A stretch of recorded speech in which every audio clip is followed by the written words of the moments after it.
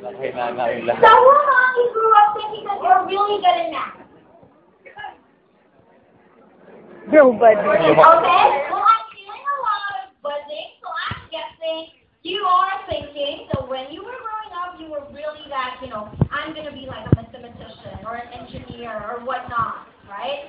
Now, the one fatal problem that we have is that as we are growing up, when we are already identified as being good at one specific subject, like for example math, there are myths that go with that, alright? And the very common one is that people say that when somebody is good in math, that person is not good in the languages. Have you heard of that myth? Yeah. Right, and it's the whole, left brain, right brain, and whatnot, alright?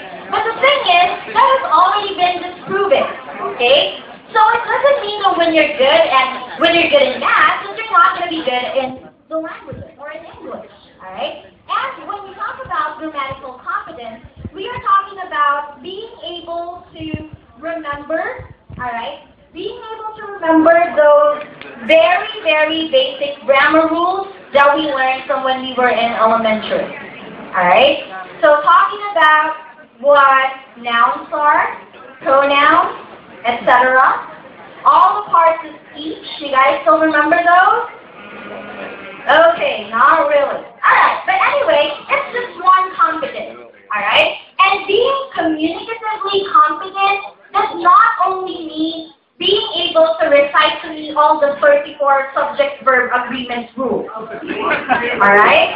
So that is definitely not what a communicatively competent person is. Alright? You guys still getting me? Yeah? Yeah? Yeah. Okay, anywho. Next part. Discourse competence. Alright. So, yesterday I asked my trainees to answer one question for me, and I gave them time to think about it. The only question that I asked my trainees to answer is, why are they here? Or, well, there in the office, meaning why they were, or why they decided to become part of KGB. And by the way, that's KGB spelled in small letters, not the big one, so we're not Russian. Alright? Okay, anywho.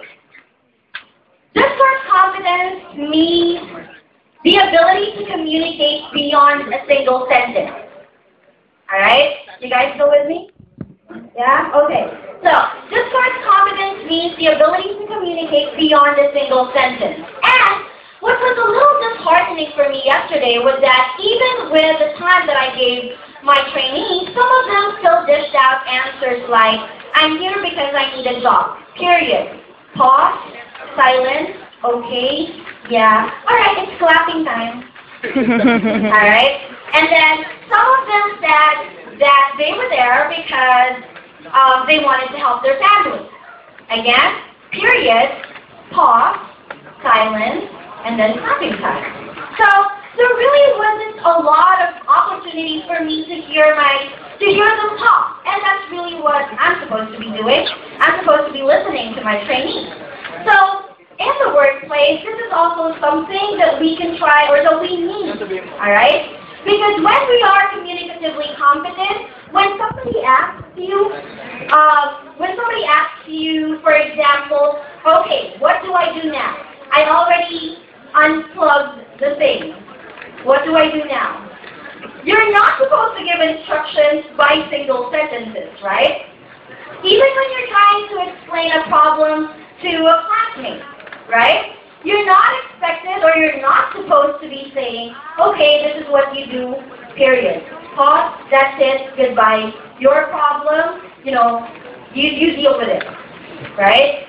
So that is another competence that we need to develop. Another thing is social linguistic competence, which was really the focus of the exercise that I had earlier, which is trying to explain to somebody who is not from your social circle, trying to explain to somebody who is not from the same background something that you need them to understand without using technology.